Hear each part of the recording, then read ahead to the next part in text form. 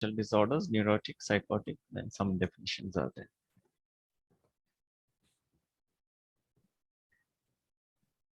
So कितने students को ये कोर्स समझ आ रहा है?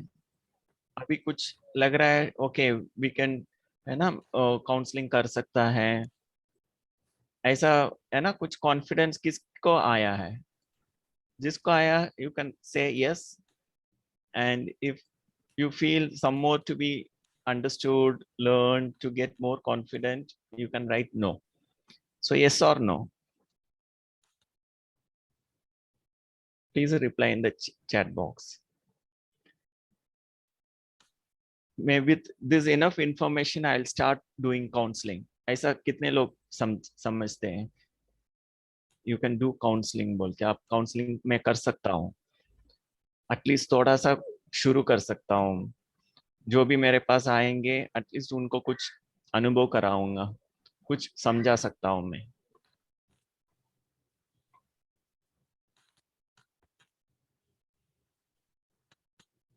Okay, so what is the personality?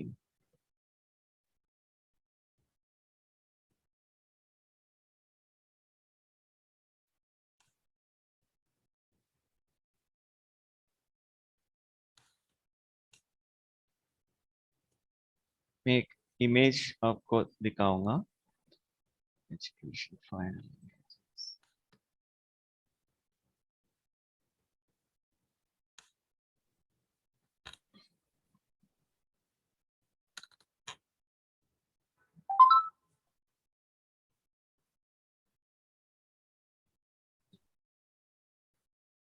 can you see the screen?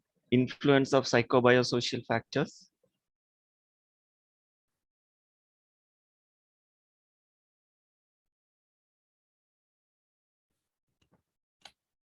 Hope you are able to see now. Can you see now? Okay. So this, see, we have been discussing about the psychobiosocial factors. ये तीनों है ना बहुत important है। कोई भी counselling करते समय आपको ये तीनों चीज देखना है। एंड आपका पर्सनालिटी हो, हेल्थ हो, ये तीनों के ऊपर डिपेंडेंट है। तो इस यूनिट में ये साइकोलॉजिकल, बायोलॉजिकल, सोशल और जेनेटिक्स ये सारा थोड़ा एक्सप्लेन किया है। So personality means again it depends upon these three factors. मैं जो हूँ, जैसा हूँ, जैसे मैं बात कर रहा हूँ, कैसे मैं बैठता हूँ, कैसे मैं देखता हूँ, हर चीज मैंने सीख कर आया है ना। ऐसा कोई नहीं होगा जो अपने आप सब कुछ करते हैं।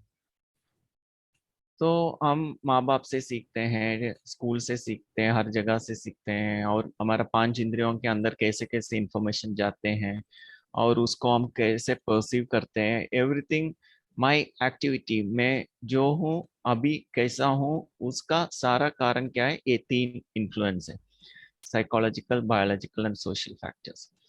तो आपका पर्सनैलिटी का भी ये तीन कारण है। और हमारे अंदर कोई बीमार है, फिजिकल डिसऑर्डर्स, मेंटल डिसऑर्डर्स, ये भी ये तीनों का कारण है। इसके लिए आयुर्वेद में कहते हैं बुद्धि नाश। सारा बीमारी का कारण क्या है? वो कहते हैं बुद्धि नाश। The intellectual error is the cause of all diseases.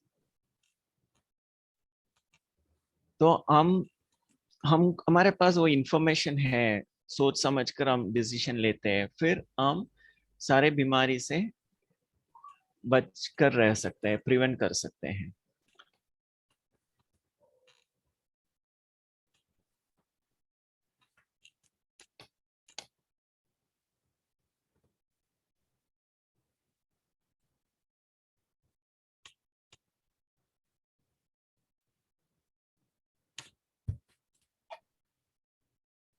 So this, what are the personality factors, determinants of personality?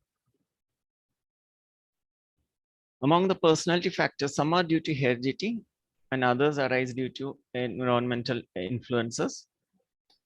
Heredity हमारा 23 chromosomes, मास है 23, क्रोमोसोम्स फादर से दोनों मिलके आते हैं।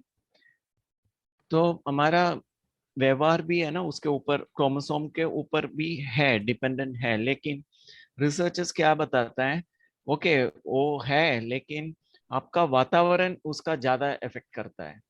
तो वातावरण का भी है, हमारा क्रोमोसोम का भी है, जेनेटिक भी है, सब कुछ मिलाकर है ना हमारा पर्सनालिटी बनता है।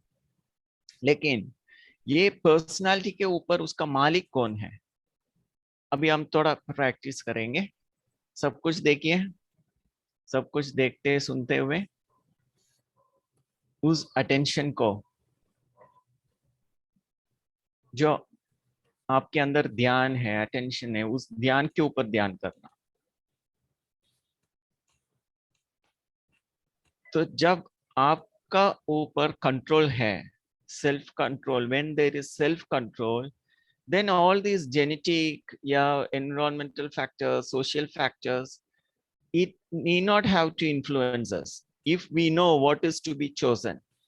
Every moment if we are aware, मेरे को ये चाहिए, यही सोचूंगा, यही चीज मैं देखूंगा, यही चीज मैं करूंगा, ऐसा मैं एक एक सेकंड ध्यान से, in every moment with attention, if I choose what I want, if I choose what I want to think, मेरे को ये बात सोचना है या ये नहीं सोचना है, ये दूसरा बात सोचना है, हर घड़ी मेरे कंट्रोल में है। जब ये चीज हमको पता नहीं होता है, मेरा कंट्रोल नहीं है, मन अलग है, मन अपने आप कुछ काम करता है, या मेरा शरीर अपने आप कुछ करता है, हम डॉक्टर के पास जाते हैं, हम देखते हैं डॉक्टर हमको कुछ दवा देंगे, मेरा तबीयत को ठीक करेंगे, लेकिन डॉक्टर कितना समय आपके पास देते हैं? 5 मिनट देगा, वो बोलेंगे ठीक है ये दवा है खा लो। तो उससे ठीक होगा क्या? क्योंकि आपका होने के कारण वो psychological factors, biological, social factors सिर्फ आप जानते हो। बचपन से लेकर आज तक जो भी हुआ, आपको क्या हुआ, आप क्या खाते हो, हर वक्त क्या सोचते हो, कितना दुखी रहते हो, कितना आगे के बारे में सोचकर एंग्जाइटी होता है, ये सारा चीज डॉक्टर्स को कुछ पता नहीं। आपने बोला ये बीमार है, ठीक है, वो दवा लिख कर दे दिया, उनका वही सीखा है दवा लिख कर देने के लिए। लेकिन हमको ये समझना है, ये सारा चीज सोच समझकर मेरे को ही करना है। ऐसा नहीं डॉक्टर हमारा बीमारी ठीक करेंगे, हमारा बीमारी को हमको ही ठीक करना है। Health is in our hands, not in somebody else hands, ये हमको समझना है।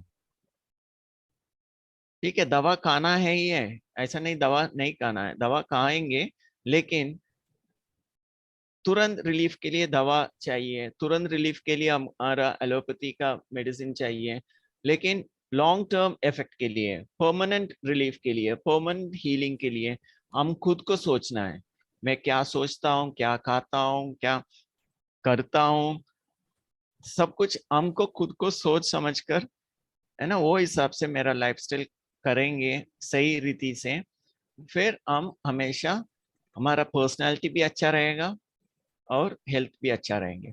So among the hereditary factors, most important are biological factors and some of the psychological factors like intelligence. Biological factors में क्या क्या होता है? Physic, chemic, nervous system. और social factors, even climate भी हमारा असर करता है, कराता है। Psychological factors में learning theories होता है, कैसे हम सीखते हैं। So learning theories में क्या है? There is something called stimulus and response. Stimulus क्या है?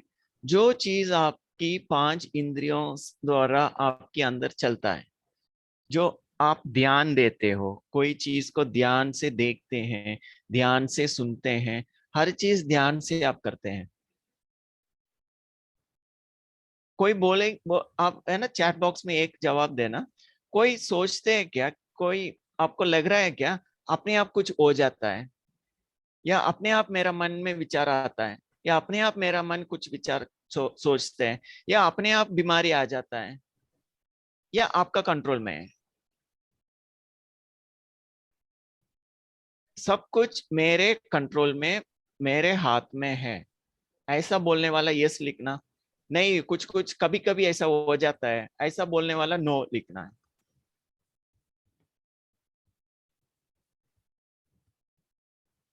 तो सब कुछ आपके कंट्रोल में, नो लिखते हैं। अच्छा, कभी कभी ऐसा हो जाता है, लेकिन कभी कभी भी क्यों ऐसा हो जाता है? जब आपके हाथ में कंट्रोल है, आप ही सब कुछ करते हैं, तो आपको कौन सा इंसिडेंस आपको लग रहा है ये मेरा कंट्रोल में नहीं है, तो ये है ना, इसके ऊपर आपको अपने आप थोड़ा विचार करना है। ठीक है, संस्कार के ऊपर। लेकिन ये भी है ना, इवन स्पिरिचुअलिटी में भी क्या कहते हैं, नॉर्मली काउंसलिंग में भी हम क्या करते हैं, उसका डेप्थ में जाते हैं। ऐसा कौन सी संस्कार है, उसका भी कारण है ना, ये साइकोबायोसोशल फैक्टर्स है। हमको सोचना है किस वातावरण में क्या करने से मेरे को ये संस्कार होता है। तो उस, जैसे आग जलता है, ऑटोमेटिक आग जलेंगे क्या? आप उसमें डालेंगे, तेल डालेंगे, लकड़ी डालेंगे, कुछ ना कुछ डालेंगे तो आग जलता है। तो जैसे आपको समझ आ गया इस आग जलने के लिए मैं उसमें क्या क्या डालता हूँ, मेरे 5 इंद्रियों को क्या क्या मिलता है, उसको मैं हटा दूंगा, निकाल दूंगा, कंट्रोल करूंगा। फिर क्यों आपको संस्कार, आप है ना, संस्कार की वश आप कैसे हो सकता है? तो है ना, जो आपको लग रहा है कोई भी चीज, आपका विचार हो, बिहेवियर हो, बीमार हो, आप खुद बैठ के सोचना है, उसका डेप्थ में थोड़ा जाइए। ऐसा कौन सा चीज के कारण वो इंसिडेंस होता है आपके साथ, फिर उसके ऊपर कंट्रोल आएंगे। धारणा, ध्यान, समाधि, आप उसको सब कुछ मन को साफ करके एक जगह में बैठ के उसके बारे में सोचना, धारणा। फिर और डेप्थ में समझना, ध्यान। फिर कंप्लीट कंट्रोल में आ जाता है, समाधि में हो जाता है। ठीक है, तो ये 5 इंद्रियों से जो भी अंदर जाता है ना, उसको स्टिमुलस कहते हैं। लेकिन उस 5 इंद्रियों द्वारा अंदर जाता है, और हमारे अंदर जीन्स भी है, जेनेटिक्स का भी है, वो सारा क्या करते हैं, स्टिमुलस करता है हमको, एक फोर्स बढ़ाते हैं, और हम उसका रेस्पॉन्स में आ जाता है। लेकिन उस रेस्पॉन्स को मेरे को करना है नहीं करना है, वो डिसीजन हमारे हाथ में होना चाहिए। ठीक है, अभी ये स्टिमुलस आपकी किताब में क्या बताता है? Response, motivation, reinforcement are the 4 basic factors in many forms of learning. Learning of an individual is decided or depends upon the stimuli that he receives from the environment. Stimulus stimulates the learning activities which decides the outcome. देखिए, कोई भी stress का भी हम देख लिया, stress is the cause of main diseases, physical और mental. तो इस स्ट्रेस का भी कारण क्या है आप देखें, तो यही साइकोबायोसोशियल फैक्टर्स होता है। तो वो साइकोबायोसोशियल फैक्टर्स द्वारा क्या मिलता है, स्टिमुलस आता है, हमारा 5 इंद्रियों उस स्टिमुलस को रिसीव करता है, फिर हम रेस्पॉन्ड करते हैं। अभी स्टिमुलस मिलेगा, लेकिन उसको, उस रेस्पॉन्स को कैसे डिसाइड करना? देखिए, अभी ये है ना, ये हिलते रहता है। मैं सिर्फ माइंड के लिए एक एग्जांपल दिखा रहा हूँ। ये मन है हमारा, सोच हमेशा सोचते रहता है। 5 इंद्रियों का स्टिमुलस आपके अंदर आ गया, रिसीव हो गया, तो मन उसके बारे में सोचेंगे। और आप है, कॉन्शियसनेस है, स्थिर रहता है शांति से, जैसे तीसरी आंख, जैसे आपने प्रैक्टिस किया साइलेंस का, वो हमेशा स्थिर रहता है। लेकिन जो मन में आपकी 5 स्टिमुलस, 5 उंगलियां जैसा 5 सेंसर्स द्वारा इंफॉर्मेशन अंदर चले जाते हैं, मन सोचते रहता है। तो आपको ऐसा देखना है, सोच विचार अलग है, मैं अलग हूं। लेकिन जैसे ये विचार आना शुरू हो जाता है, ये कॉन्शियसनेस दोनों एक हो जाता है ना, फिर आप एक हो गया। फिर आपको अलग करना मुश्किल है। मैं सोच करने वाला और मैं दोनों पहले अलग था, लेकिन आपने क्या किया, इस सोच में स्पीड भी ज्यादा था, रिपीटेशन भी ज्यादा था, उसके कारण आपको फर्क, डिफरेंस मालूम नहीं होता। You are not able to differentiate between the thinking mind or the thoughts and the thinker. He is a thinker. One hand is the thinker who is stable. The other 5 senses which creates the thinking, it's different.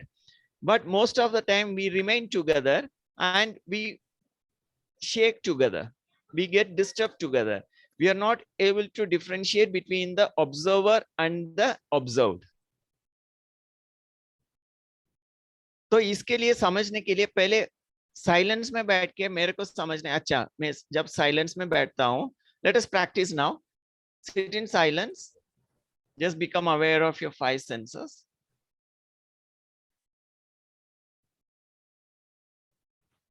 Now I am detached from my five senses and the thinking process. No thinking and just observing through my five senses. आंखों द्वारा देखता हूँ, कानों से सुन रहा हूँ, और test है, फीलिंग्स है.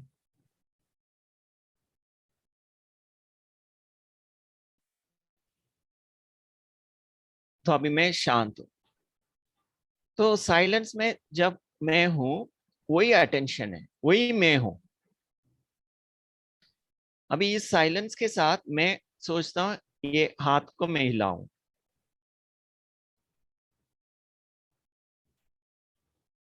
तो धीरे धीरे करेंगे ना, आपको डिफरेंस मालूम होगा. अभी चुप, मैं हाथ नहीं हिला रहा हूं, मैं चुप हो गया. अभी मैं हिला रहा हूं, अभी चुप, हिला रहा हूं, चुप.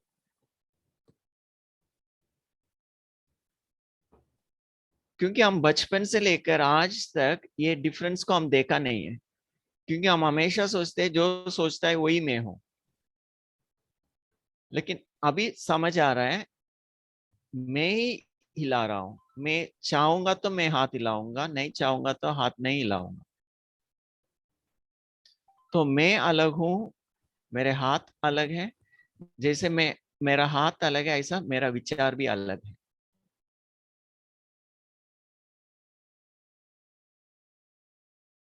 तो मैं अलग हूं, मैं ही विचार कर रहा हूं.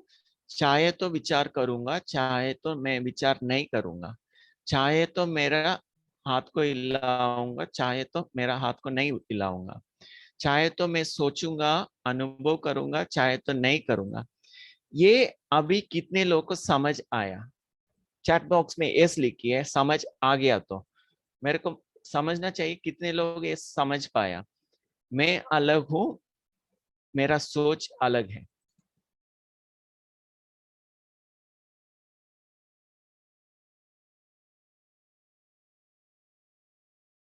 ठीक है. तो यही चीज आपको सारा दिन क्यों नहीं होता है, इसके लिए मैं बता रहा हूं. जब आपके विचार ज्यादा होता है और एक ही विचार रिपीट होता है बार बार, उसमें आप ये डिफरेंस महसूस नहीं होता है आपको. फिर दुख हो जाता है, गुस्सा आ जाता है, टेंशन आ जाता है, परेशान हो जाता है, एंग्जाइटी हो जाता है, इरिटेशन हो जाता है, सारा मेंटल डिसऑर्डर्स आ जाता है. लेकिन आपने थोड़ा स्लो हो गया, ठीक है, आपने भूल गया, बीच में टेंशन आ गया, चिल्लाया, लेकिन तुरंत कंट्रोल में आ जाओ, तुरंत साइलेंस हो जाओ, फिर नॉर्मल में आ जाएंगे. फिर आपको मालूम होगा, अच्छा ये विचार मेरे अंदर चल रहा है और मेरे अंदर इतना गुस्सा हो रहा है, मेरे अंदर इतना है ना टेंशन हो रहा है, इरिटेशन हो रहा है. फिर तुरंत आप डिफरेंस में आ जाए ना, आप अलग हो गया. फिर आपको कभी भी गुस्सा नहीं आ सकता है. जैसे आप आपको अलग देख लिया, तो गुस्सा नहीं हो सकता है. ठीक है, आप बोलेंगे, जोर से बोल सकते हैं, लेकिन आपको मालूम है मैं जितना चाहता हूं उतना ही मैं बोल रहा हूँ, उससे एक्स्ट्रा कुछ नहीं है. गुस्से में ये उठाकर तोड़ना, चिल्लाना, ये करना, वो नहीं होगा. क्योंकि आप हर कर्म, हर सोच, हर एक्टिविटी आपका कंट्रोल से होगा.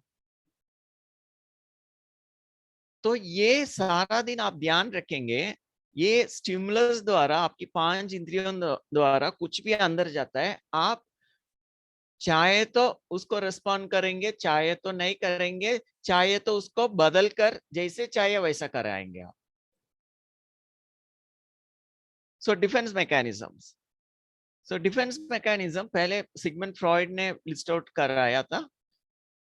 फिर सिगमंड फ्रॉइड का बेटी अन्ना फ्रॉइड, उन्होंने उसको और थोड़ा ऐड किया था, उसके बारे में थोड़ा देखेंगे हम।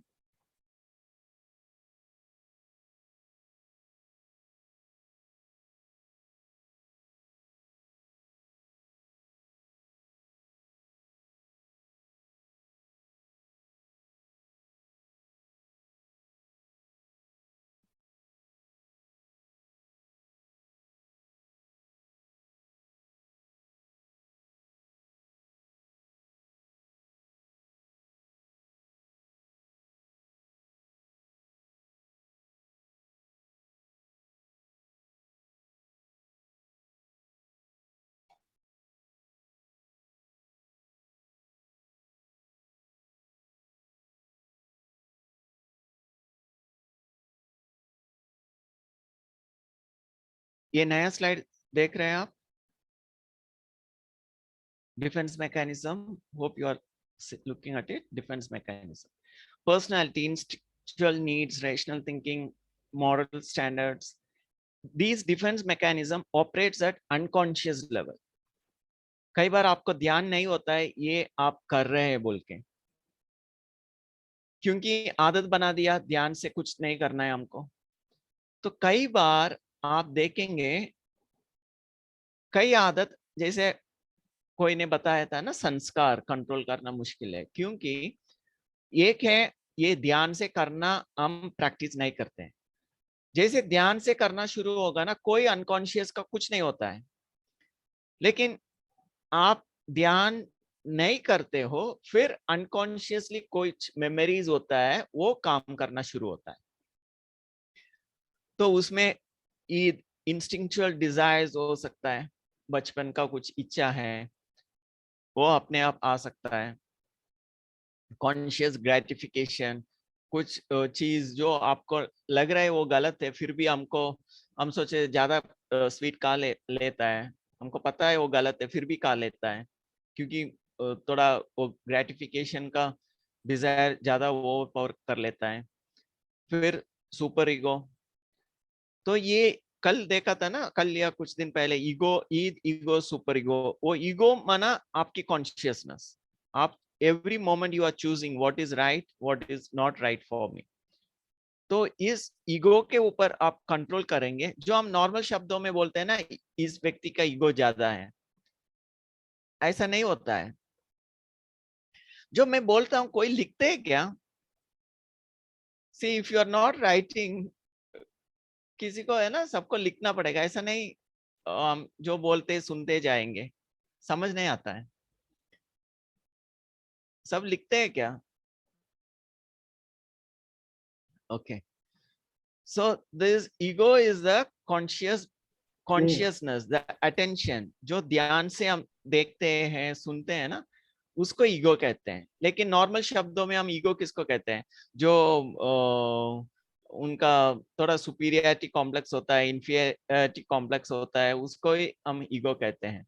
लेकिन scientifically, in psychologically, we don't call ego. Ego means consciously you decide what is right, what is not right. I will choose this instead of this. Whoever is choosing from you, that is called ego. So all three are internal or based on it, Freud. So psychoanalytical thinking, defense mechanisms serve to protect the ego from anxiety and repress its unacceptable desires. तो mostly ये defence mechanism क्या होता है? आपको इच्छा है ice cream खाना है, लेकिन आपका सुपर ईगो कहते हैं नहीं, उसमें बहुत सारा केमिकल्स है, आपको नहीं खाना है। तो आपकी ईद बोलते हैं नहीं नहीं, आज आइसक्रीम खाना है। फिर ईगो कहते हैं नहीं, वो सुपर ईगो बताता है इसमें केमिकल्स है और अभी ठीक नहीं है ज्यादा खाने के लिए, और ईद बोलते हैं नहीं खाना है। तो ईगो कहते हैं ठीक है, आप दोनों के बीच में क्या कर सकते, थोड़ा सा ना टेस्ट करके छोड़ देंगे, पूरा नहीं खाएंगे। तो ईगो डिसाइड करते हैं क्या करना है बोल के, लेकिन अभी ईगो बोल दिया थोड़ा सा खाएंगे, फिर क्या हो गया, आपको टेस्ट बहुत अच्छा लग गया, ओ बहुत टेस्टी है, अभी ये अभी नहीं खाए तो फिर उसका टेस्ट खत्म हो जाएंगे, बाद में नहीं मिलेगा। तो क्या करते हैं, थोड़ा ज्यादा खा लिया, तो ज्यादा का पूरा खा लिया आपने, फिर आपकी घर वाला आया, आपकी पेरेंट्स, कोई आ गया पेरेंट आकर पूछा क्या अभी तन का समय है, आप क्यों आइसक्रीम खाया, किसके लिए खाया? तो कोई बच्चे बोलेंगे नहीं नहीं हम आइसक्रीम नहीं खाया, कहाँ खरीदा है, हम खाया ही नहीं है। कहाँ है आइसक्रीम, कौन बोला आपको आइसक्रीम, ये मेरा नहीं है, ये दूसरा किसी का है। तो क्या है, झूठ बोल रहा है। क्यों झूठ बोल रहा है? अभी सच बोले तो क्या होगा, सुपर ईगो या पेरेंट्स से डांट मिलेंगे, कुछ परेशान होगा, या सच बोलेंगे तो परेशान हो जाएंगे। तो झूठ बोलने से क्या है, वो भी शांत हो जाएंगे, मैं भी शांत रहूंगा, कोई परेशान होने वाला नहीं है। तो इससे क्या होगा, ये झूठ भी क्यों बोला मैंने, खुद को हार्म करने के लिए नहीं बोला, लेकिन मेरा दिमाग शांत होना चाहिए। लेकिन वो सच भी बोल के शांत रख सकता था, ठीक है मैं एक बार खा लिया, मैं नेक्स्ट टाइम नहीं खाऊंगा, नेक्स्ट टाइम ऐसा गलत नहीं करूंगा, ऐसा भी बोल सकता है। लेकिन क्यों झूठ बोला था? तो इसके लिए ये डिफेंस मैकेनिज्म है ना, कई बार हमको प्रोटेक्ट करने के लिए है, लेकिन वो कई बार प्रॉब्लम में डाल देता है हमको, क्योंकि झूठ बोलने से कई सारा प्रॉब्लम्स आ सकता है हमको। लेकिन वो शरीर क्या हो गया, टेंशन हो गया, अच्छा कोई हमको ये करेंगे, कुछ गाली करेंगे, कुछ मारेंगे, कुछ बोलेंगे। तो वो टेंशन को मैं शांत करने के लिए, मेरा दिमाग को, शरीर को शांत करने के लिए मैं कुछ इंस्ट्रूमेंट, उपाय कर रहा हूं। I use one technique to make myself calm, quiet, balanced. तो एक तरह देखे तो अच्छा भी है, लेकिन दूसरा तरह देखे तो वो अच्छा भी नहीं है। कभी आपने देखा होगा, कभी कोई लोग बहुत टेंशन हो जाता है, चिल्लाते हैं, होता है, वो बेहोश हो जाता है, क्योंकि उनका बॉडी में बीपी उतना बढ़ जाता है। तो वो वही गुस्सा वो कंटिन्यूअस मेंटेन करेंगे, कोई नफ्स टूट जाएगा। It may end up in whether heart attack और end up in brain stroke. So उसको प्रोटेक्ट करने के लिए आप कई लोगों का देखा होगा, वो चिल्लाते हुए वो बेहोश हो जाता है। So again it is a defence mechanism. शरीर के अंदर जो हम सिंपैथेटिक पैरासिम्पैथेटिक सिस्टम का देख लिया, वो अपने प्रोटेक्शन के लिए बनाया है। तो यहाँ भी ये डिफेंस मैकेनिज्म अपने प्रोटेक्शन के लिए है, लेकिन इसमें कई सारा गलत भी हो सकता है। तो ऐसा कौन सा डिफेंस मैकेनिज्म हम यूज करते हैं? If defence mechanism breaks, anxiety becomes unbearable leading to साइकोसिस। जैसे बहुत चिल्लाया, बीपी बढ़ गया, वो बेहोश नहीं होता है, तो नफ्स कुछ, कोई ब्लॉकेज हो जाएंगे, कुछ है ना, पट जाएंगे, फिर और डेंजरस हो जाता है फिजिकली भी। ऐसे ही मेंटली भी ये एंग्जाइटी, वो मैं क्या करूं, कैसे करूं, ये है ना, झूठ बोलना भी। अभी कोई पूछ रहा है मैं आइसक्रीम खा लिया, अभी मैं क्या बताऊं, झूठ भी नहीं बोल सकता है, सच भी नहीं बोल सकता है। तो दोनों कुछ नहीं करेंगे, वो पागल हो जाएगा। पागल मीन्स बहुत स्ट्रेस में आ जाता है। सो उस स्ट्रेस को कंट्रोल करने के लिए ठीक है, एक झूठ भी बोल के एटलीस्ट अपने आप शांत हो गया। उसको अच्छे तरीके से कैसे कर सकता है, सच बोलेंगे, ठीक है खा लिया, मैं नेक्स्ट टाइम नहीं खाऊंगा। लेकिन कौन बोलेंगे सच और कौन झूठ बोलेंगे? जो अपने सेल्फ एस्टीम ज्यादा है, अपने अंदर वैल्यूज ज्यादा है, स्पिरिचुअल पावर्स ज्यादा है, अपने आत्मा के अंदर शक्ति ज्यादा है, वो उस सिचुएशन में सही बोल सकते हैं। लेकिन जिसके अंदर मन में शक्ति नहीं है, वीक है, मेंटली वीक, फिजिकली वीक, उनके अंदर सोच समझने का शक्ति नहीं है, तो वो इजी पाथ ढूंढेंगे। ठीक है मैं एक झूठ बोलने से क्या होगा, झूठ बोल दूंगा। So this defence mechanism ultimately, झूठ बोलता है सच बोलता है, हम हमारा टॉपिक में आ जाएंगे। Defence mechanism is something which is helping you to protect. It is protecting you physically, protecting you mentally. तो मेंटली हम क्या क्या डिफेंस मैकेनिज्म यूज करते हैं? जैसे काउंसलिंग के लिए आपके पास आ रहा है, तो we have to understand what are the defence mechanism, and we should try to, है ना, make people so comfortable that they never use any defense mechanism, and they will explain all things as it is to you. we'll as a counselor, your role is to minimize these defense mechanisms so that there is a good rapport with the person and the person will explain everything to you without hiding anything. So when circumstances threaten self-esteem, we tend to become self-defensive. Inability to handle the situation is a threat to person's self-esteem. तो हम सुबह से शाम तक हम देखेंगे, office में हो, कॉलेज में हो या बाहर भी हो, हम हमेशा क्या देखते हैं, कोई हमको गाली ना दे, कोई हमारा रेस्पेक्ट को तोड़ ना दे. We always see that we have our own self-esteem, well-maintained self-esteem. Based on that, we behave with the people surrounding situations.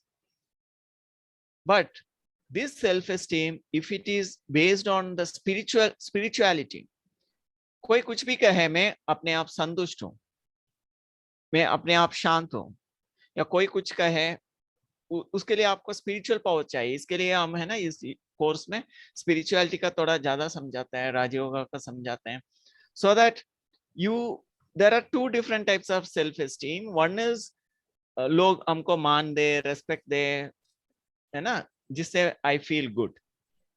There is another spiritual way of self-esteem is कोई कुछ भी कहे, मेरा कॉन्शियंस के हिसाब से जो सही है वो करूंगा. In fact, we need not have to call it as spiritual. Even in psychology, the perfect cognitive development, the perfect moral judgment of a person whose cognition has fully developed, जिसका दिमाग पूरा से डेवलप हो गया, वो naturally he becomes a spiritual person. He has an integrated personality where he will never use this defense mechanism in a negative way. So जिसका दिमाग not fully developed, or in other words, we can say people who are not into spirituality. अभी हम normal शब्दों में spirituality कह सकते हैं, लेकिन even in psychology, if you see, a well developed person is morally also developed. And Maslow's का theory आप देखेंगे, it is called as self actualization. So ultimately it is the same self-esteem what we speak in spirituality. Okay, so inability to handle the situation is a threat to person's self-esteem, the normal self-esteem. So defense mechanism protects one's face, but it should not become habitual. ऐसा क्या क्या होता है? Repression. So repression is you repress it, suppress it, which is expressed in sublimation. अभी इतना ही समझना है. Repression means you don't want to express, you are just suppressing it. Sublimation, primary emotions, sexuality and aggression are expressed in socially accepted terms. आपको बहुत गुस्सा आ गया, आपके आगे व्यक्ति है लेकिन वो बड़ा व्यक्ति है, आप उनको नहीं मार सकते हैं, तो क्या करते हैं, उस कमरे से बाहर आकर आप कोई चीज उठाकर तोड़ देता है. तो आपने क्या किया, एग्रेशन था लेकिन आपने सप्रेस नहीं किया, लेकिन उसको एक सोशली एक्सेप्टेड, एक सेफ वे में आपने एक्सप्रेस किया है, उससे आप शांत हो गया. Defence mechanism. पहले गुस्सा उतना आ रहा था, आपने क्या किया, फर्स्ट थिंग रिप्रेशन में सप्रेस करके रखा है, उससे कई सारा प्रॉब्लम्स आ जाता है. और सब्लिमेशन में क्या होता है, you express it in a safe way. हम हिप्नोथेरेपी में भी वही करते थे ना, लोगों को पुराने बचपन का याद दिलाया, जो बचपन में एक्सप्रेस नहीं हुआ उसको हम क्या किया, मेंटली उस सिचुएशन में वापस चलाकर जाकर we made them to go back to the original situation where they had emotional issues and made them express, ventilate all those emotions in a safe way. So it is like a sublimation. Second is rationalization. इसको हम psychology में बताते हैं. मैं अभी एक course पढ़ रहा हूँ ना, वो जस्टिस का, तो उसमें वो लोग पूछ रहे थे, ये मॉरल डेवलपमेंट में भी बताते हैं ये highly developed, morally developed person, एक लास्ट स्टेज होता है, स्टेज 6, जहां अपने कॉन्शियस को, खुद को पता है ये सही है गलत है, सोच समझ कर लेता है।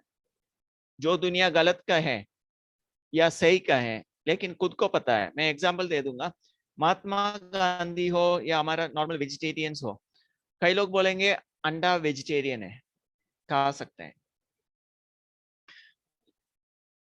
कितने लोग बोलेंगे इधर अंडा वेजिटेरियन है, खा सकते हैं? यस बताइए। Egg, is it a vegetarian?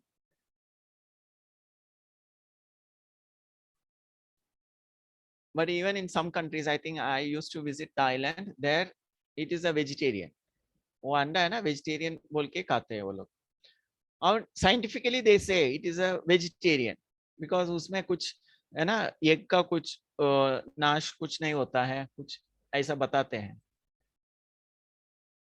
लेकिन कई लोगों को कॉन्शियस कहते हैं एक अंडा माना एक जीवन, एक है ना chicken, so better we don't have it. तो ऐसा मॉरल डेवलपमेंट में हमको, हम खुद डिसीजन लेता है करना है नहीं करना, that is the highest stage of moral development. लेकिन उसका पहले क्या था, जैसे वार होता है, killing a person, is it good और बैड? तो हम हमेशा बोलेंगे bad. It's a moral, morally हम हमेशा सब लोग बोलेंगे नो, किसी को मारना नहीं है, गलत है, सब पता है। लेकिन क्या करते हैं जब वॉर होता है, क्या करते हैं मिलिट्री में? So people kill other people. तो यहाँ क्या हो गया, which is good? So morally में वो स्टेज 5 में क्या होता है, they find ways to rationalise, करते हैं गलत, लेकिन उसको कुछ रीजन बताकर, नहीं ऐसा करने से ठीक हो जाता है। कई बार ऑफिस में ज्यादा सैलरी नहीं देता है, तो ऑफिस का कोई चीज घर में लेकर आते हैं, तो मन में बोलता है नहीं हमको सैलरी नहीं मिलता है जितना चाहिए, तो मैं लेकर आ रहा हूँ। वॉर है, इसके लिए मैं लोगों को मार रहा हूँ। तो it is a rationalisation, self deceiving rational explanation. ये मॉरल डेवलपमेंट में साइंटिफिकली बताते हैं वो फिफ्थ स्टेज है, where people find excuses for doing something morally wrong, but मैं एकदम डिफेंस मैकेनिज्म क्या है, अपने आप मन को शांत करने के लिए क्या बोलते हैं, नहीं कुछ रीजन बताकर, नहीं उसमें कुछ गलत नहीं है। So that is called rationalisation. Then intellectualization, to avoid emotional expression and experience, leading to schizoid personality formation. तो क्या करता है, इमोशनली एक्सप्रेस नहीं होता है ना, ज्यादा अंदर बढ़ते बढ़ते जा रहा है, फिर अपने एक दुनिया बना देता है, अपने है ना फैंटेसी में जीना शुरू कर लेता है, अपने आप बैठ के है ना अपनी दुनिया में खो जाते हैं। Intellectualisation, it's like almost schizoid personality, अपने आप कंप्लीटली डिटैच हो जाता है, क्योंकि उतना प्रेशर आ गया उनके अंदर, वो बैलेंस नहीं होता है, डिफेंस मैकेनिज्म प्रोटेक्ट नहीं कर पा रहा है। तो वहां डिफेंस मैकेनिज्म क्या होता है, उनको सीजॉइड पर्सनैलिटी साइकोसिस में ले चले जाता है, नहीं तो इंसान मर जाता है। तो मरने से बचाता है साइकोसिस। तो आप देखेंगे न्यूरोटिक हो, नॉर्मल मेंटल डिसऑर्डर हो, साइकोटिक हो, सीरियस साइकोटिक डिसऑर्डर हो, या फिजिकल डिसऑर्डर हो, हर चीज, डायबिटीज, कैंसर, ये सब कुछ क्या है, everything is a defence mechanism. आप अपने आप है ना थोड़ा विचार करना, कैसे ये सब कुछ खुद को प्रोटेक्ट करते हैं, मरने से प्रोटेक्ट करते हैं ना कोई भी बीमारी। तो इसके लिए वो डिफेंस मैकेनिज्म है, थोड़ा ज्यादा विचार करके देखिए। सॉरी, क्या हो गया?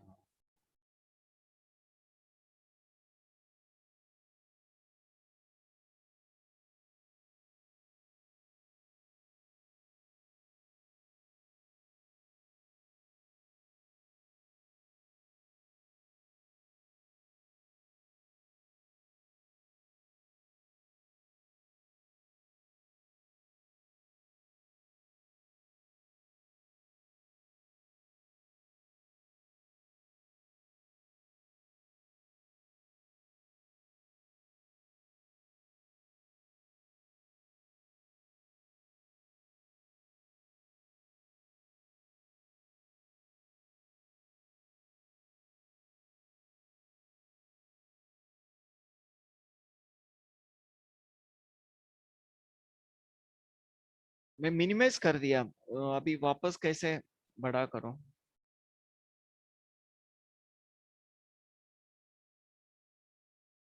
स्क्रीन नहीं दिख रहा है।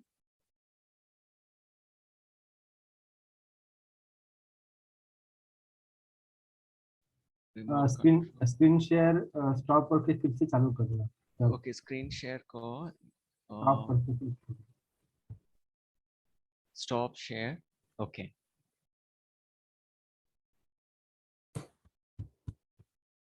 Hypno healing slide show.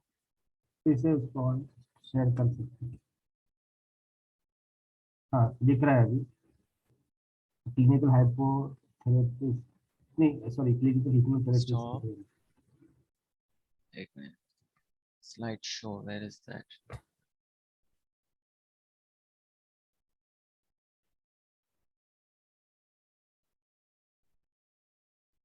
रहे हैं स्लाइड पे। अभी ठीक है। Yes yes yes sir. What, which screen you see now? Denial of painful, अभी हाँ, okay. Intellectualisation Okay, so it is, the next one is to avoid the emotional. वो थोड़ा, okay, denial of painful or unacceptable aspect of oneself, वो थोड़ा hide हो गया ऊपर। So next is displacement by showing anger towards objects। तो एक जगह में आपको गुस्सा हुआ, दूसरा जगह में दिखाता है, डिस्प्लेस कर लेता है, चेंज कर लेता है। Then hero worship, even take large aspects of illness, negative personality of others। Avoidance, fear of failure, humiliation, कई बार जगह छोड़ के हम भाग जाते हैं। सो मैजिक अनडूइंग, जैसे ओसीडी होता है ना, कोई चीज को हम हाथ धोते रहते हैं, जो मन में कुछ बात है उसको एक्सप्रेस नहीं कर पा रहे हैं, तो वो हाथ है ना, धोते धोते वी फील थोड़ा comfortable. For example, if somebody come to your house, you don't want to talk to them, you go to the kitchen, start washing your plates, and then slowly it becomes a habit। So attribution of one's feelings or wishes in introjection, इसमें क्या है? आप engineer नहीं बन पाया, you see that your child becomes an engineer. आप जो नहीं कर पा रहे हैं, आप दूसरे के द्वारा उस डिजायर को, you try to fulfil that desire through somebody else. So dissociation, two or more mental process never integrate, dual personalities। जैसे आपने कई बार देखा होगा, किसी के अंदर माता आ गया, किसी के अंदर कुछ और पर्सनैलिटी आ गया, उसको साइकोलॉजी में कहते हैं मल्टीपल पर्सनालिटी डिसऑर्डर कहते हैं, या कई बार उसको अभी उसका नाम चेंज कर दिया, डिसोसिएटिव आइडेंटिटी डिसऑर्डर कहते हैं उसको।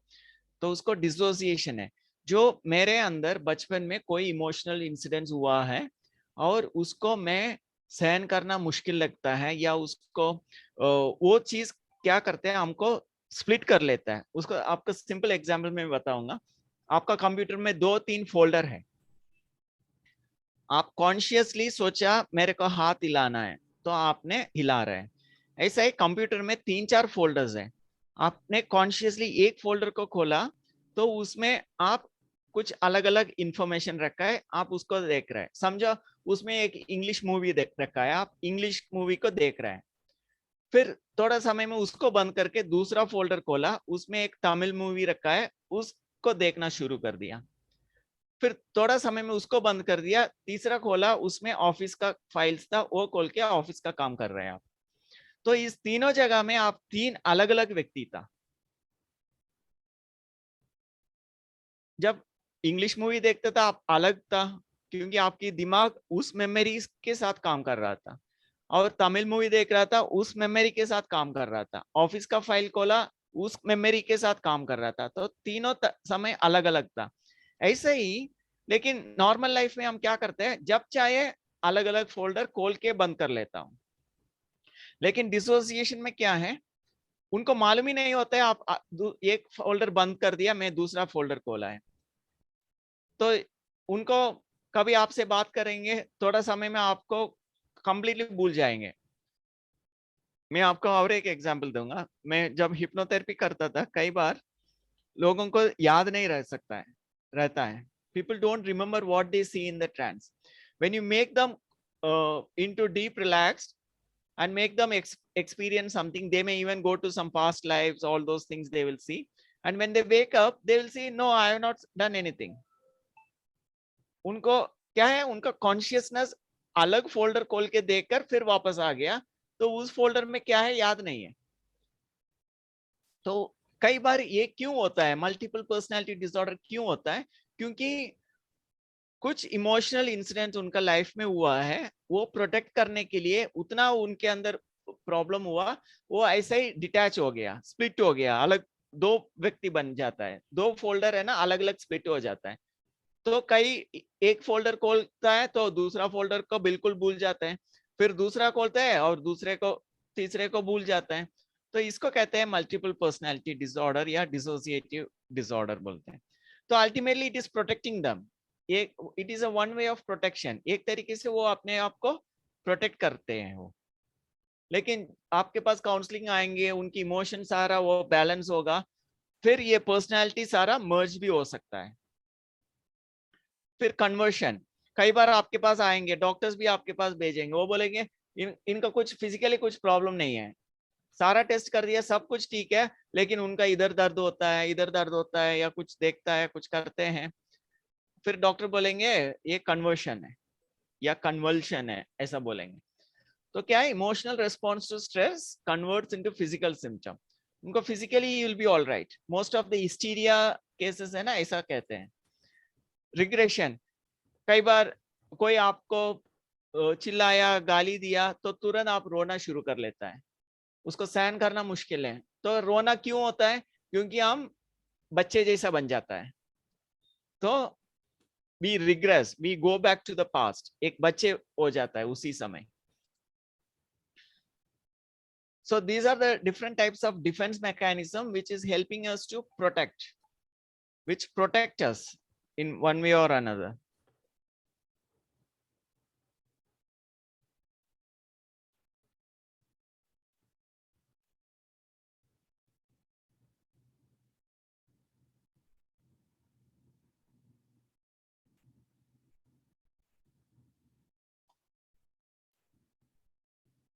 Psychoanalysis, image.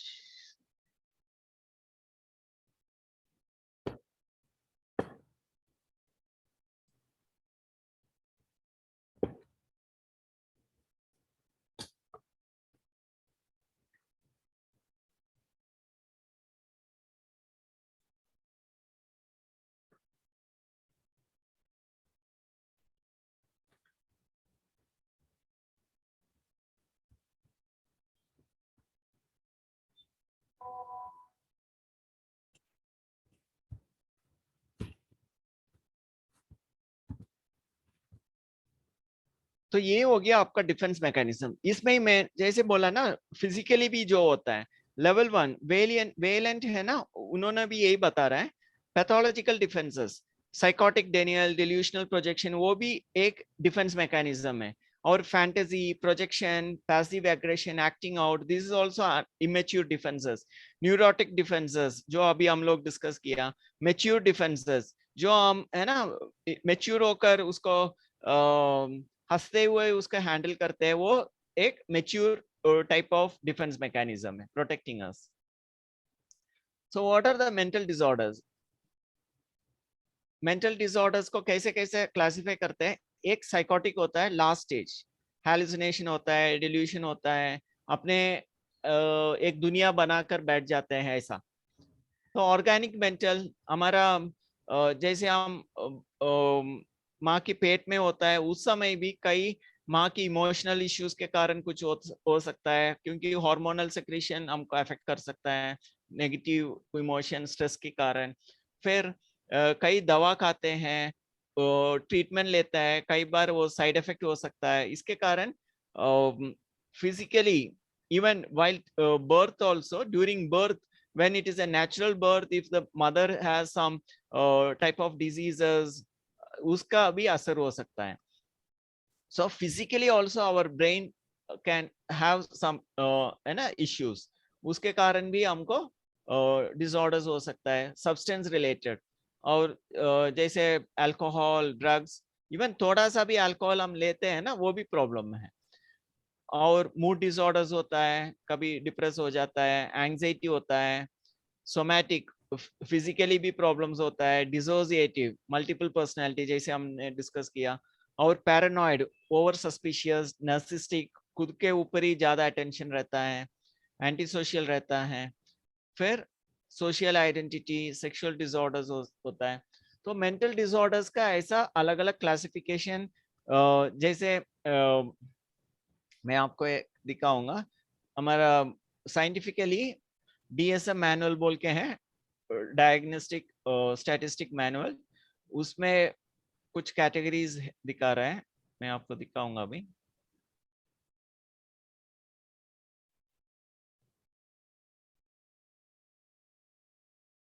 देखिए इसमें डीएसएम में कौन सा कैटेगरी है, देखिए एडजस्टमेंट डिसऑर्डर है, एंग्जाइटी डिसऑर्डर्स हैं, और एंग्जाइटी में भी अलग अलग है। डिसोसिएटिव में देखिए फ्यूग, एनोरेक्सिया, बुलिमिया, ईटिंग डिसऑर्डर्स है, इंपल्सिव कंट्रोल डिसऑर्डर्स है, मूड डिसऑर्डर्स में बाइपोलर है। तो ये साइंटिफिकली क्लासिफाई करके रखा है कौन सा डिसऑर्डर, उसका फीचर्स क्या है। मूड डिसऑर्डर्स में देखिए बहुत सारा वेराइटीज हैं, पर्सनैलिटी डिसऑर्डर्स है, साइकोटिक डिसऑर्डर है, सेक्सुअल डिसऑर्डर्स है, स्लीप डिसऑर्डर्स है, सोमैटोफोब। तो ऐसा ऑफिशियली एक डब्ल्यूएचओ का भी है, एक डीएसएम इंटरनेशनल क्लासिफिकेशन, आईसीडी एक है, ऐसा डीएसएम, ऐसा दो है।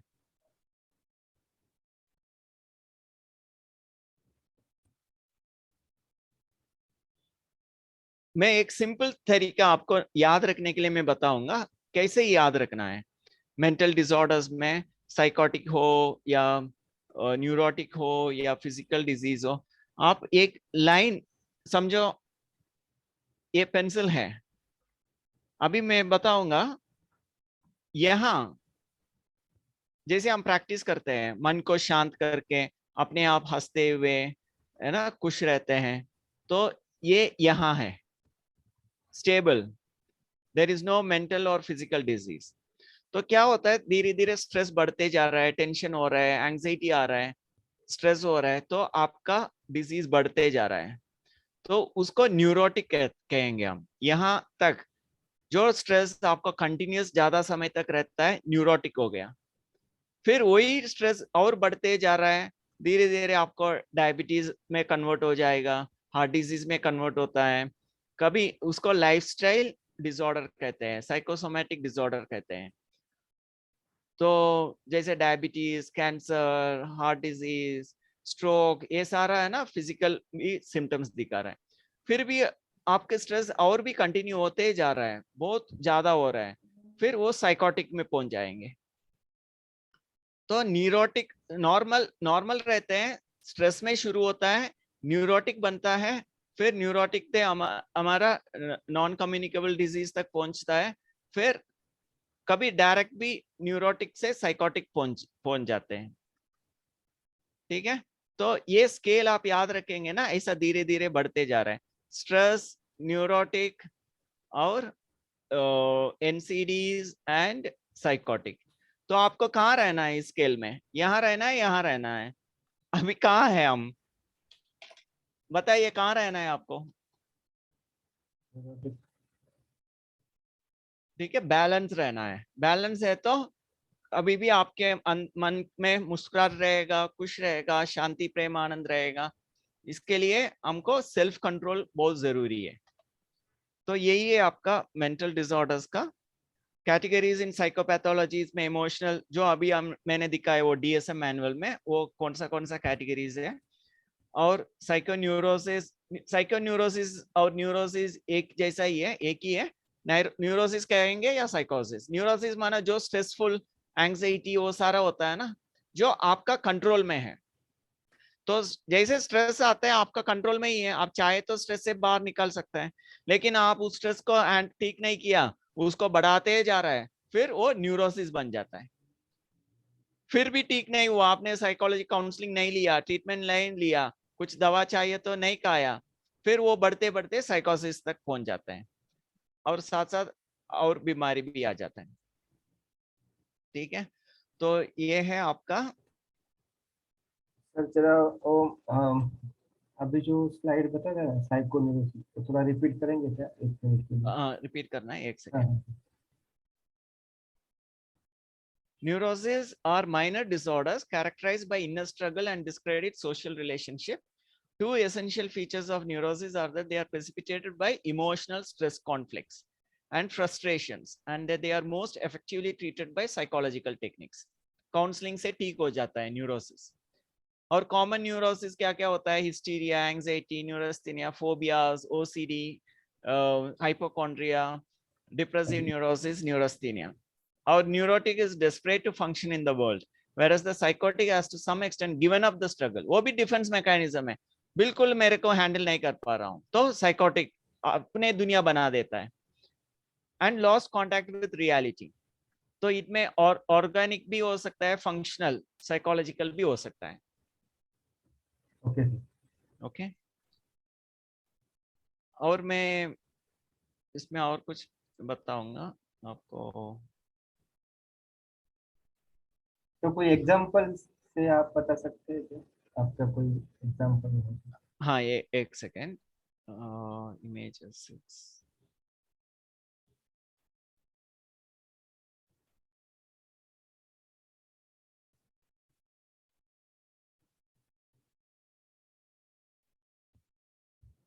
इमेज। देखिए, हमारा अंदर ज्यादा बचपन का वरीज है,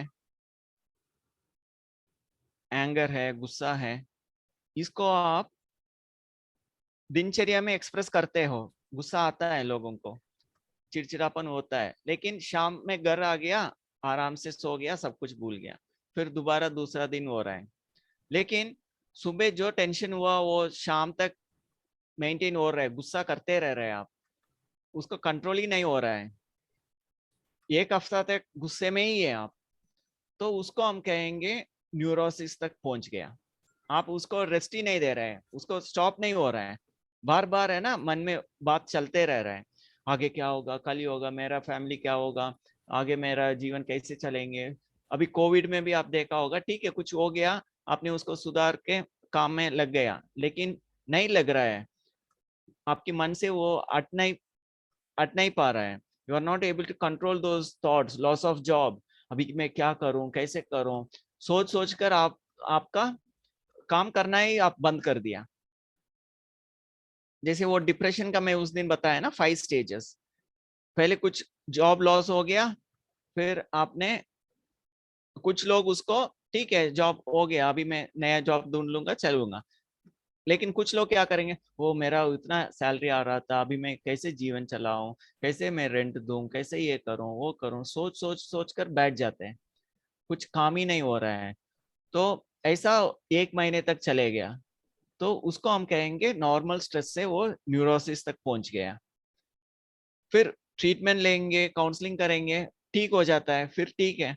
लेकिन उसके बाद भी ठीक नहीं हो रहा है वो, और भी चल रहा है, और उनका जो पहले था ऐसा वो नहीं चल रहा है काम, फिर उसको शायद उनका अच्छा, अलग बीमारी भी आ सकता है, तबीयत भी खराब हो जाता है। इसके लिए डायबिटीज। लाइफस्टाइल, क्योंकि वो वॉकिंग नहीं जाएंगे, एक्सरसाइज नहीं करेंगे, फिजिकली एक्टिव नहीं रहेंगे, तो उनका वेट बढ़ जाएगा, ज्यादा खाएंगे तो ईटिंग डिसऑर्डर आ जाएंगे, मूड स्विंग हो जाएंगे, कभी गुस्सा करेंगे, नींद खराब हो जाएंगे, इंसोम्निया आ जाएगा, फिर बहुत खाएंगे, फिर मोटा हो जाएंगे, ओबिसिटी हो जाता है, फिर कोलेस्ट्रॉल बढ़ेंगे, हार्ट डिजीज आ जाएंगे, फिर बहुत सोचते रहता है, फिर डायबिटीज भी आ जाएंगे, और इंसुलिन काम नहीं करेंगे, फिर कई बार टेंशन में गुस्सा भी होता है, कभी एक आर्टरीज में कुछ पट गया, माना यू हैव, हमारा आर्टरीज में भी क्या होता है, वो कोलेस्ट्रॉल का लेयर बनता है, ओके। लेकिन टेंशन में वो थोड़ा टूट जाता है, फिर खून आ जाता है, ब्लॉकेज हो जाता है, तो हार्ट में हो गया हार्ट अटैक, सिर में हो गया, नर्व्स में स्ट्रोक हो गया, फिर वो गुस्से में, टेंशन में और स्मोक करना शुरू हो जाता है, एडिक्शन में फंस जाता है, फिर और भी कुछ नहीं हो रहा है, स्मोक कर दिया, उनका दिमाग भी खराब हो गया, उनका न्यूरॉन्स अफेक्ट हो गया, फिर वो डाउट करना शुरू हो जाता है, ये हमारे ऊपर ये कर रहा है, वो कुछ कर रहा है, तो वो साइकोसिस में पहुंच गया। तो ऐसा है ना, बीमारी कहाँ से शुरू होकर कहाँ तक पहुंच जाता है। तो why not we prevent it at the first instant itself? इसके लिए prevention is better than cure. अभी वहां तक पहुंचने के बाद आप क्या उनको काउंसलिंग करा सकता है, कैसे वो कब वापस आ सकता है, ठीक हो सकता है. तो इसके लिए पहले ही ये कोर्स आप कर रहे हैं, it is an awareness programme. आपको है ना ये सारा प्रिवेंट कर सकता है. प्रिवेंशन पहले ही से ही होगा, फिर आप वहां तक पहुंचने का जरूरी नहीं. तो यही चीज as a counsellor you have to teach all these things. अब जो इस किताब में कोर्स में सीख रहे हैं ना, you don't have to do anything as a counsellor, you just teach what you learn in this subject. आप जो यहाँ सीख रहे हैं ना, यही चीज आप सिखाओ लोगों को, आप बहुत अच्छा काउंसलर बन जाएंगे. तो आपकी मन है ना, ये सारा क्लियर करके साफ होना चाहिए. तो आपका किताब में और कुछ ये भी है, वो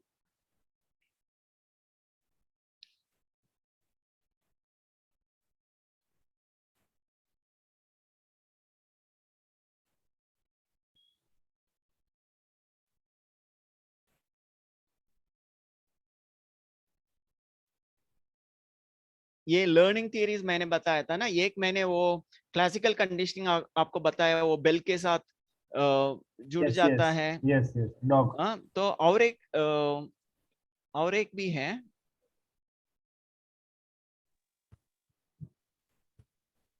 ये वाला. ये भी एक लर्निंग थियरी है. इसको ऑपरेंट कंडीशनिंग कहते हैं, उसको क्लासिकल कंडीशनिंग कहते हैं. ये स्किनर का है, वो पावलो का है. तो ये स्किनर क्या बताता है, कैसे लोग सीखते हैं.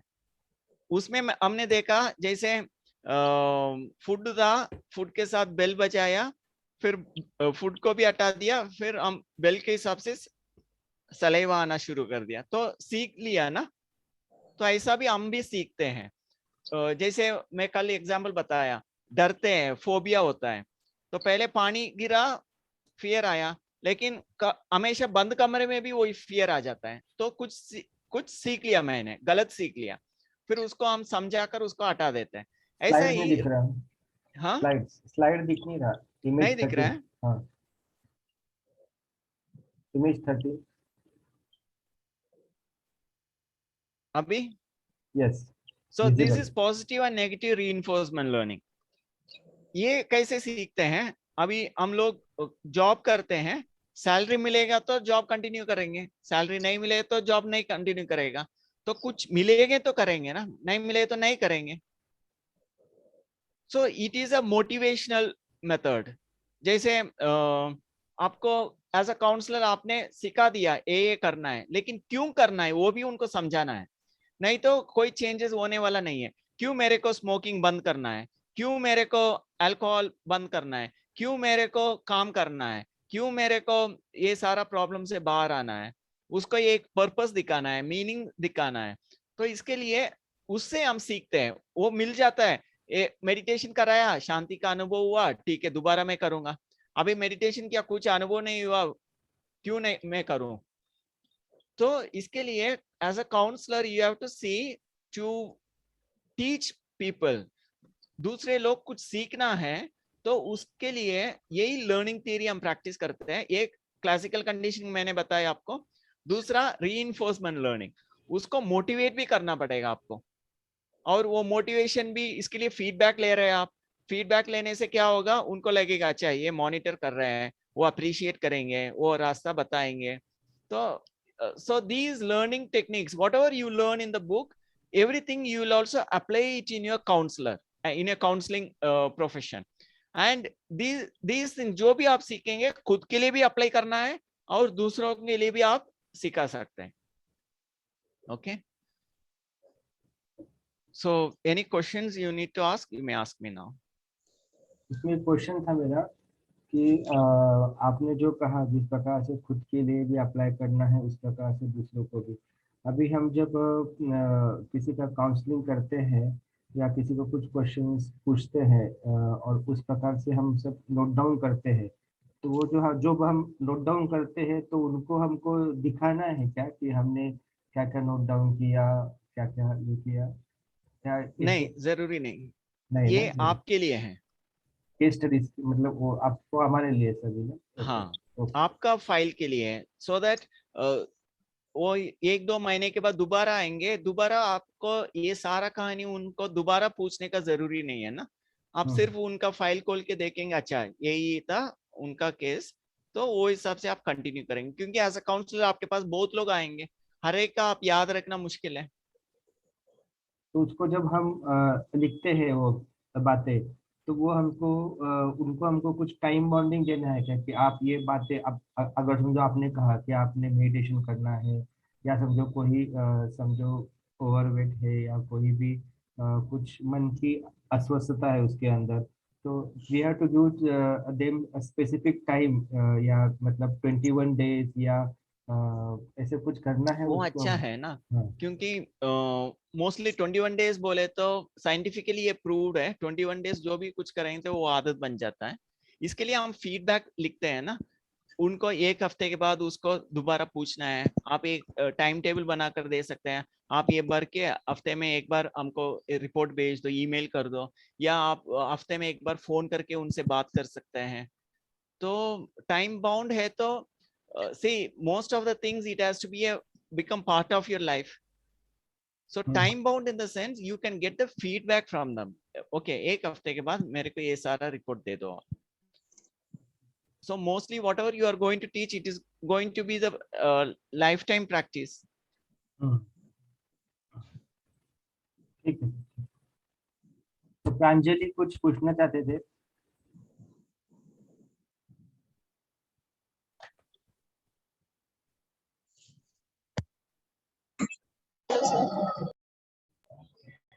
हाँ, बताइए।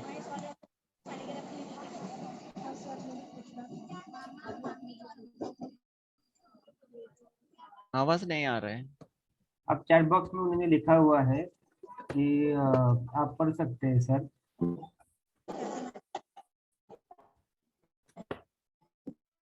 But we about the people who are facing psychosis or neurosis. What about the people who are facing psychosis or neurosis?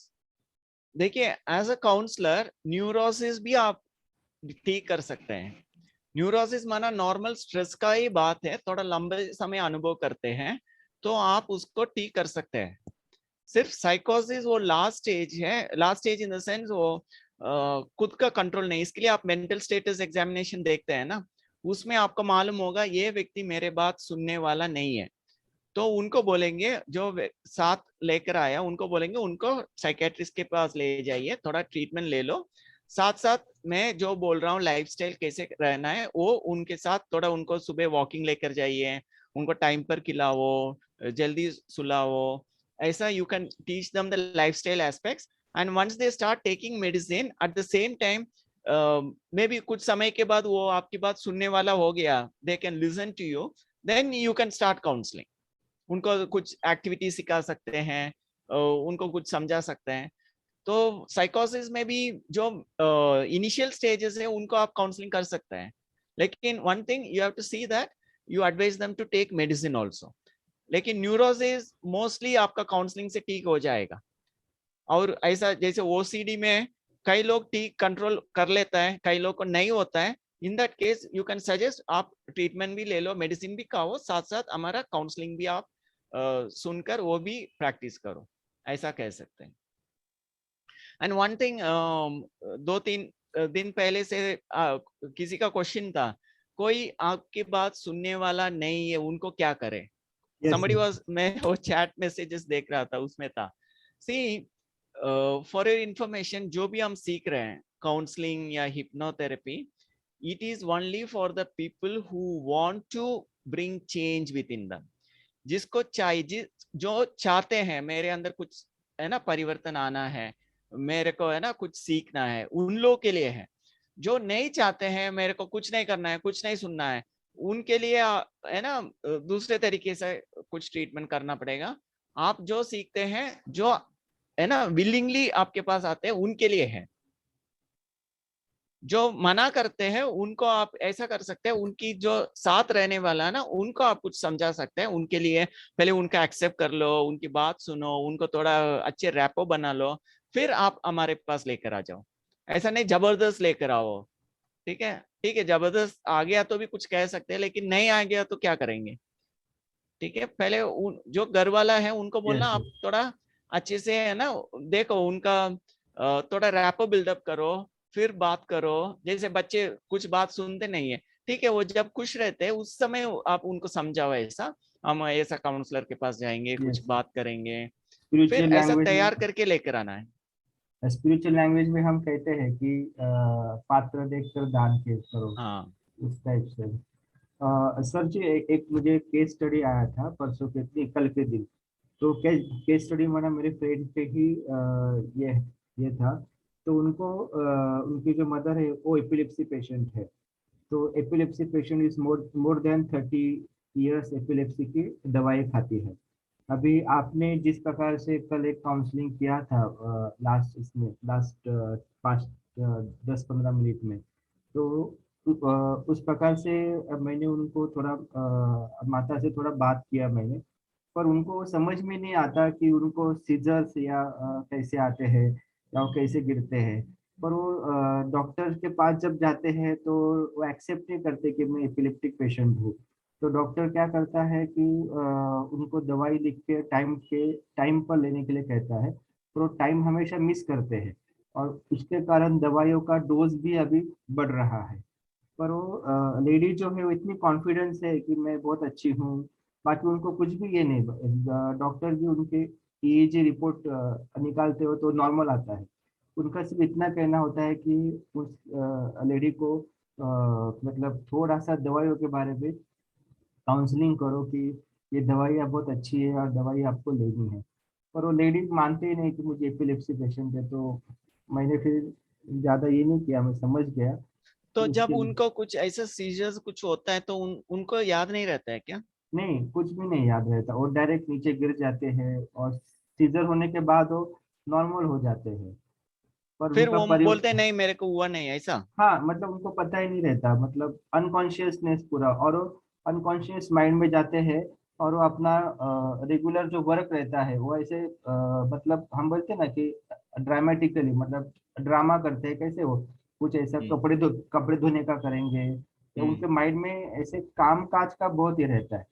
और हम्म। कभी कभी वो एक्सरसाइज भी करते हैं, कभी कभी डॉक्टर ने कहा है कि वो एक्सरसाइज मतलब ऐसे अनकॉन्शियस माइंड में जो उनके रहता है ना, उस हम्म। प्रकार से वो करते हैं। मतलब इस 3 to 4 मिनट्स, और उसके बाद फिर वो शांत हो जाते हैं, फिर हम्म। नॉर्मल माइंड में आ जाते हैं।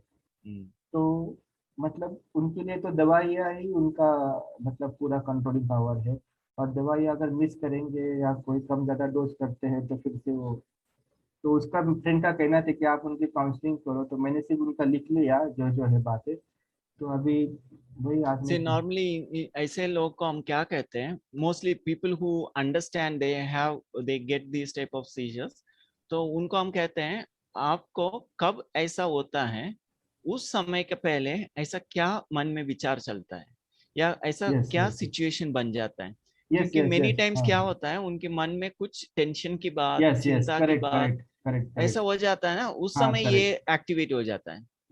मतलब जब उनसे बात किया तो वो कहते हैं कि कभी कभी घर के अंदर थोड़ा सा ओवर थिंकिंग करती हूँ मैं, हाँ, या काम के बारे में ज्यादा सोचती हूँ कि ये काम तो को हम है ना टाइम थोड़ा उनको सा। एक डायरी बनाने के लिए बोल सकते हैं, या उनके साथ रहने वाला ना उनको आप है ना एक डायरी बनाने के लिए बोलिए।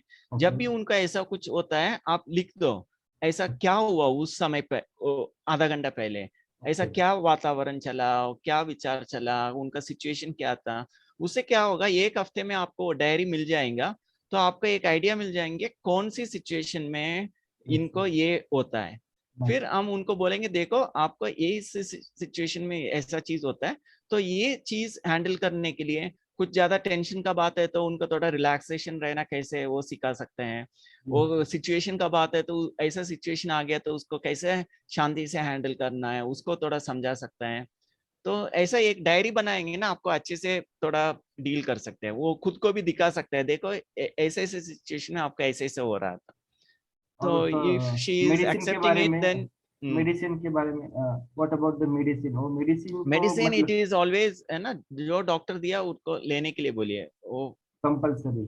या इनको कुछ इम्प्रूवमेंट हुआ, आपने जो डायरी में लिखा नोट किया, उनको बताया, वो समझा, फिर उसको थोड़ा मॉडिफाई किया, कंट्रोल आ गया, फिर वो डॉक्टर के पास बोल सकते हैं देखिए मैं ये सब कर रहा हूँ, अभी मैं ठीक हूँ, आप दवा को कम कर सकता है या यस बंद कर सकता है, फिर डॉक्टर डिसाइड करेंगे क्या करना है बोल के। And many times I give you another information, जो भी माइंड का कुछ प्रॉब्लम होता है ना, वो हमारा दिमाग में दिखाई पड़ता है। तो नॉर्मली डॉक्टर्स भी क्या करते हैं, स्कैन लेकर देखते हैं, पहले जमाने में नहीं था, अभी ये समझ आया है डॉक्टर्स को भी, वो मन का भी जो भी प्रॉब्लम है स्कैन लेकर दिमाग में दिखाई पड़ता है, उस दिमाग में कोई है ना कुछ चीज आइडेंटिफाई कर लेता है। सो उनको ये भी सजेस्ट कर सकता है, कभी एक है ना ऐसे डॉक्टर्स है या ऐसा स्कैन करने वाला कोई हॉस्पिटल है, उसमें थोड़ा स्कैन भी लेकर देख सकते हैं। नहीं, उसमें अभी क्या है कि उन लेडीज से जब मतलब माता से मैंने बोला, तो उनका एक फोबिया है माइंड के अंदर ओके। कि if I take the medicine, मतलब डॉक्टर ने अगर कुछ दवा या ज्यादा लिख के दी है, तो मेरी जो मतलब जो स्मरण शक्ति है, उसको मेमोरी पावर जो है वो कम हाँ कम हो रही है, मुझे मतलब ठीक है, याद ये नहीं क्या रहता। हुआ है, उनको पूछ सकते हैं ऐसा आप कब सुना, कहाँ सुना, ओके। मे बी उन्होंने किताब में पढ़ा होगा, मूवीज में हाँ, देखा यस होगा यस। कुछ। तो ये चीज है ना, आप उनको पहले नॉर्मली पूछ सकते हैं, दूसरा उनको अच्छे से रिलैक्स करके भी आप पूछेंगे ना, वो एग्जैक्टली बता देंगे। तो जब वो रिलैक्स स्टेज में है, उनको आप एक अल्टरनेटिव सजेशन दे सकते हैं, देखो आप उस समय ऐसा पढ़ा था, लेकिन वो उतना वो उस समय के लिए ठीक है, या उस सिचुएशन के लिए आपने देखा है कोई बच्चे ने को कुछ किया है इसके लिए हुआ है, लेकिन वो रियलिटी में आपके लिए ऐसा कुछ नहीं है, तो आपको ऐसा कुछ होने वाला नहीं, ऐसा उनको समझा सकते हैं उस डीप रिलैक्स स्टेज में। उससे क्या होगा, वो नेगेटिव उनके मन में अंदर एक प्रोग्राम है ना, तो उसको आप चेंज कर लेंगे, ऐसा रिलैक्सेशन में थोड़ा समझाएंगे तो फिर most of the time she will not behave in that way. इसको ये हिप्नोसिस में ये एक एडवांटेज है, जो मन में बैठ जाता है ना ऐसा कुछ इंफॉर्मेशन, ये करना मुश्किल है, ये करना मुश्किल है, उसको हम हमारे जो रिलैक्स करके उसको हमारा ठीक कर सकते हैं। जो सिलेबस है हमारा, अभी जो ये केस स्टडीज किया या कुछ हमने अभी कॉन्वर्सेशन, मतलब जिस प्रकार से आपको पूछा, तो ये जो हमारे इसमें किस में आता है वो, मतलब बुक्स के अंदर काउंसलिंग एंड मैं जो अभी वेलबींग। बताया वो हाँ हाँ हाँ, काउंसलिंग एंड वेलबींग। वो पेपर 3 में बहुत सारा टेक्निक लिखा है। वो आप लास्ट का आपको इसमें लास्ट हाँ, लास्ट का है। पेपर 3 में कई सारा एग्जाम्पल्स आपको दिया है। हाँ यस, लास्ट यूनिट में है, हाँ फिफ्थ यूनिट में। लेकिन आप वो कुछ नहीं देखेंगे तो भी सिर्फ इतना ही करिए, उनको थोड़ा अच्छे से रिलैक्स करके ओके। कब वो बात सुना उसको पूछिए, कहाँ आपने तो पहले बार डायरी ऐसा का मैं बात एक सुना। नोट डाउन किया, एक डायरी का तो करता हूँ, मतलब बोलता हूँ। हाँ एक डायरी और का लिख सकते हैं आप। और रिलैक्सेशन का, हाँ। हाँ दूसरा उनका अच्छे से रिलैक्स करके पहले बार कब ये बात ऐसा हुआ आपने कब सुना, कहाँ सुना, ऐसा मेमोरी का कुछ हो यस यस, जाएंगे दवा से। Understood sir. हाँ यस सर, अंडरस्टूड।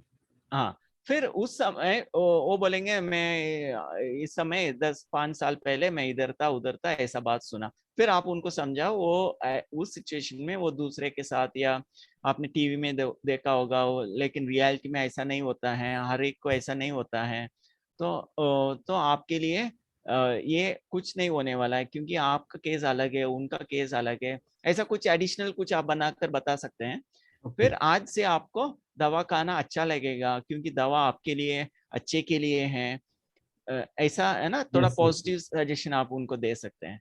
मैं यस कुछ सर। है ना स्टैंडर्ड कमेंट्री बनाकर दे दूंगा, लेकिन अभी के लिए इतना ही आप करो। Yes sir, yes sir. ठीक है, फिर ऐसा है ना 2-3 बार करने से ही उनको फिर वो ठीक हो जाएगा, फिर वो दवा उनको ये नहीं लगेगा। ठीक है सर, ओके। ठीक है। और किसी के कुछ क्वेश्चन है तो आप पूछ सकते हैं सर को, कोई भी ओम स्टूडेंट जो। ओम शांति। हाँ बोलिए ओम मैडम, शांति बोलिए। जी, बताइए। आपका नाम विकास क्या है? आपका नाम क्या है? सुनंदा खोबरे। ओके, बोलिए बोलिए। तो पीडीएफ भेजा क्या है, हिंदी हिंदी का हाँ व्हाट्सएप आपने, में? हाँ अपना जो व्हाट्सएप ग्रुप है हिंदी मीडियम का या मराठी जी मीडियम का, उसके अंदर सब पीडीएफ भेजा है, तो आप देख लेना। हाँ जी जी। तो स्टडी के लिए तो चाहिए। इसके लिए पूछा। नहीं नहीं है, अब उसके भेजा हुआ है, हाँ? जी जी देखेंगे और नहीं कल आपका बताएंगे। अभी, हाँ नहीं आप ये मेरे से जब कोई ग्रुप में अगर मुझसे कुछ पूछना है तो आप जी मुझे पर्सनली फोन करो कि अभी ये इस सेशन में मत पूछते जाओ, क्योंकि ये सेशन जी हमारा टोटली डॉक्टर साहब मतलब हमको गाइडलाइन देते हैं। आप ठीक है उनसे ठीक है। कुछ सवाल है तो उनको कुछ पूछ सकते हैं, आप कोई भी जी जी स्टूडेंट, जी हाँ जी। हाँ आप पूछ फिर सकते हैं भी सर। सब कुछ बुक्स है ये इंग्लिश में यस है यस ना, यस यस यस। जो स्टडी के लिए हिंदी चाहिए हाँ इसके लिए। तो जी हमने आपको भेजा है। जी जी आपका कुछ जी। सवाल है आज के सेशन के लिए, कुछ आप पूछ सकते हैं? सवाल नहीं ठीक है ठीक है। वैयक्तिक है, डॉक्टर जी को पूछना था। ये जो काउंसलिंग के लिए मैंने फॉर्म भरा था, तो बाद में मेरे घर में बेटा बोल रहा है नहीं करो। हम्म। अ, अभी एज 60 है, तुम्हें थोड़ा नहीं तकलीफ होगा। मैं अभी ना इसका सवाल आपको, मैं मुझे आप कॉल कर देना।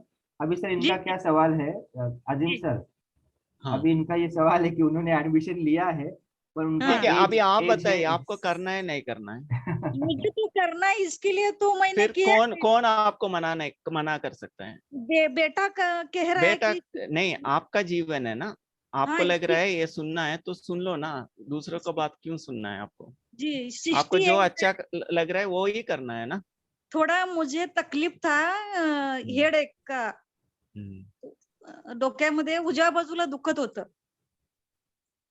इसमें क्या है सर आजिम सर कि उनको हाँ हेडेक प्रॉब्लम है, जो डॉक्टर के पास वो गए थे तो डॉक्टर जी की भी दवाइयां भी उन्होंने ली है, तो डॉक्टर कहता है कि माइग्रेन का है, तो उनको जो राइट साइड जो है, जो जी राइट साइड का उनका हेडेक है, तो वो कहना चाहते हैं कि वो स्ट्रेस रिलेटेड है या मतलब कोई अ, देखिए, कोई भी प्रॉब्लम का है ना, जी मन का भी कारण हो सकता है, स्ट्रेस जी का भी कारण हो सकता है, शरीर का भी कारण हो सकता है, खाने का भी कारण हो सकता है, सोने का भी कारण हो सकता है, चलने जी का कारण हो सकता है, वातावरण का हो सकता है। तो जी ये समझने के लिए आपको किताब में है ना वो प्री इंडक्शन की बात दिया है। जी आपको सब कुछ भरना, आप ऐसा कर सकते हैं, आपका स्टूडेंट्स में कोई एक के पास आपका पूरा भर लो, जी फिर उनको दिखाओ, फिर उनको बोलो केस स्टडी में जो भी हीलिंग का करना है हमको कराओ। जी जी तो जी आपको भी समझ आ जाएंगे कैसे करना, क्या करना, उनको भी समझ आ जाएगा इसको माइग्रेन को कैसे हैंडल करना है।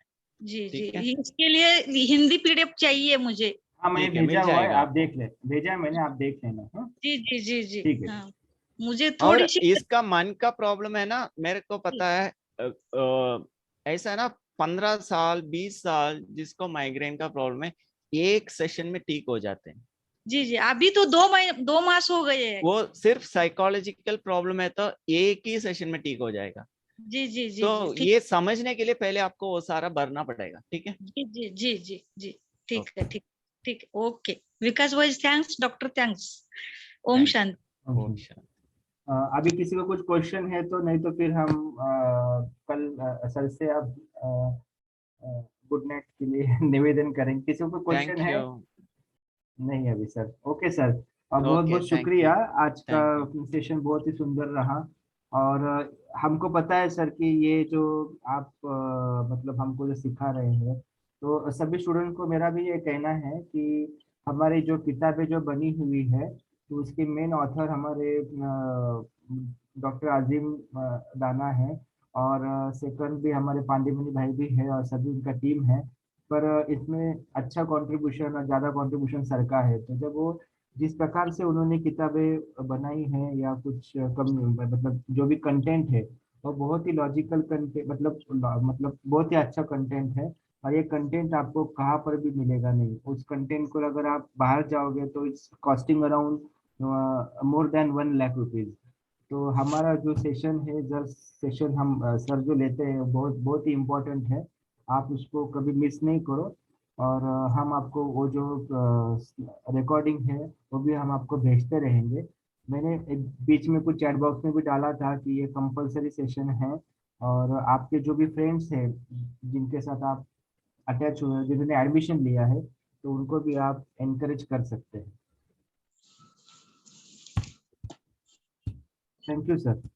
Thank you, Om Shanti.